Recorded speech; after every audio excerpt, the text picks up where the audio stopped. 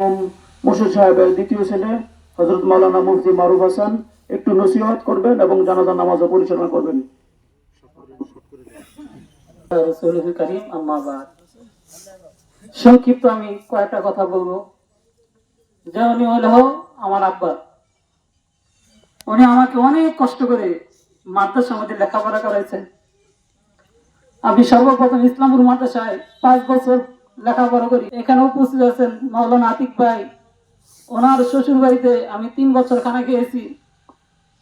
আমার আব্বা প্রায় সময় এখানে যাইতো, গিয়ে বলতো আমি পেটের খিদায় লম্বা হয়ে গেছি, যে আমার ভালো খাবার নাই, তেমন টাকা পয়সা নাই, কষ্ট করছে।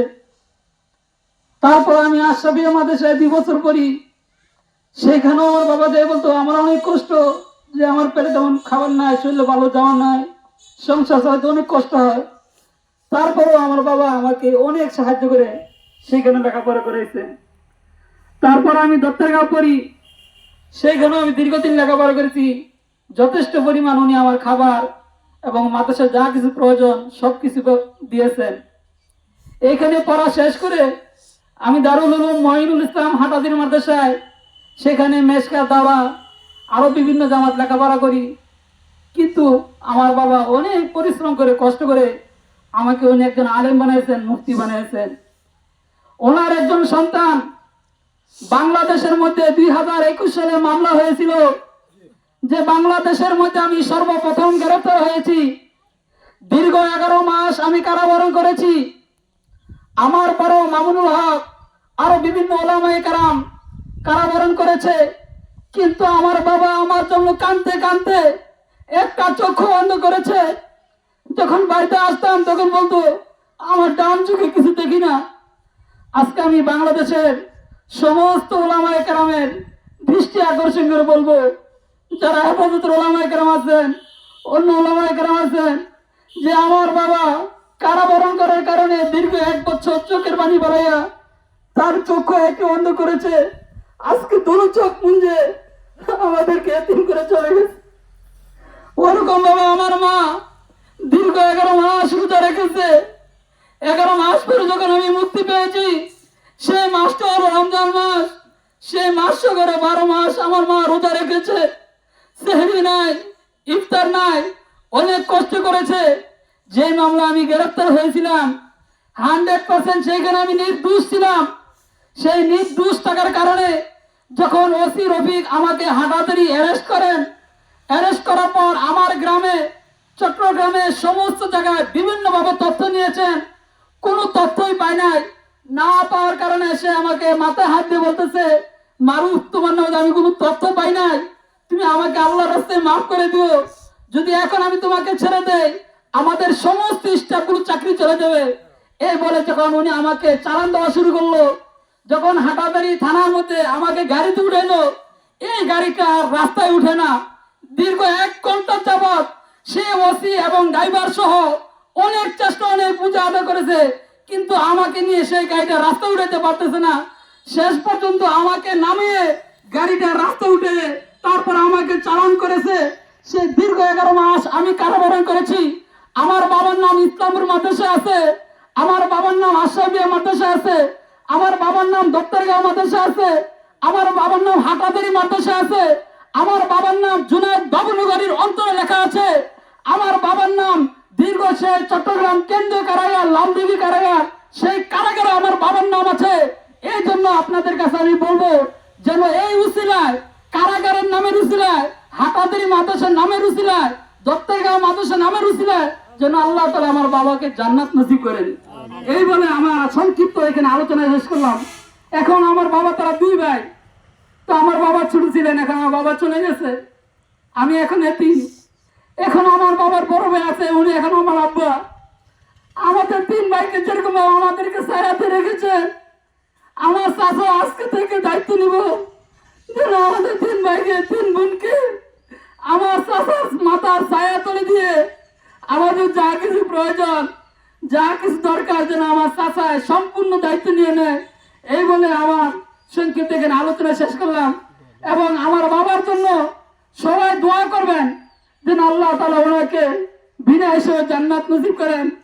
আমার বাবার অনেক আশা ছিল, শুক্রবারে মৃত্যুবরণ করার জন্য আল্লাহ তাআলা গতকাল সকালে উনি সুস্থ ছিলেন, কিন্তু বিকালবেলা উনি চলে গেছেন। আল্লাহ তাআলা ওনার দোয়া কবুল করেছেন।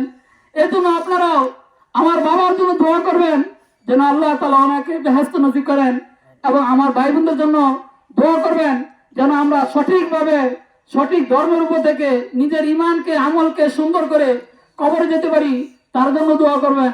আমার চাচার জন্য দোয়া করবেন, উনিও অসুস্থ, যেন আল্লাহ তাআলা ওনাকে দীর্ঘ হায়াত দিয়ে আমাদের স্বাস্থ্য ভাই 5 ভাই আমরা 3 ভাই যেন আমাদের মাথার তাজ এবং মুটু বানিয়ে দীর্ঘদিন আল্লাহ হায়াত দেয়। এই বলে আমার সংক্ষিপ্ত। আমার বাবা আপনার সাথে কারো কাছে যদি লেনদেন করে থাকে, যদি আপনারা পান, আমি আছি, আমার বড় ভাই আছে, ছোট ভাই আছে, আমার চাচা আছে, আপনারা ওনাদের সাথে যোগাযোগ করবেন। আমরা সমস্ত পাওনা ইনশাল্লাহ পরিশোধ করার জন্য চেষ্টা করব। এই বলে আমার ইমাম সাহেবের যে নিয়ত, আমারও সেই নিয়ত। 4টা তাকবীর হলো ফরজ। প্রথম তাকবীর দেওয়ার পর সানা পড়ব, দ্বিতীয় তাকবীর দেওয়ার পর দুরূদ শরীফ পড়ব, তৃতীয় তাকবীর দেওয়ার পর দোয়া মাসুর করব, আল্লাহুম্মা বিল হাইয়িনা ওয়া মাইয়িতিনা।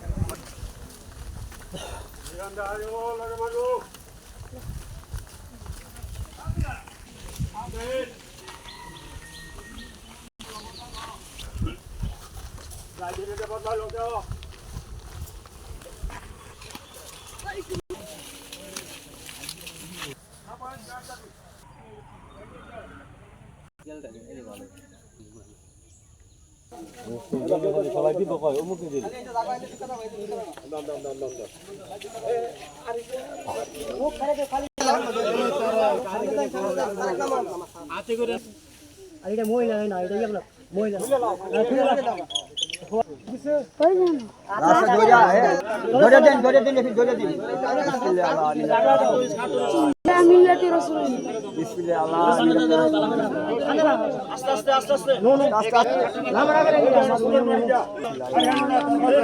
সামাজিক করতে হবে মারো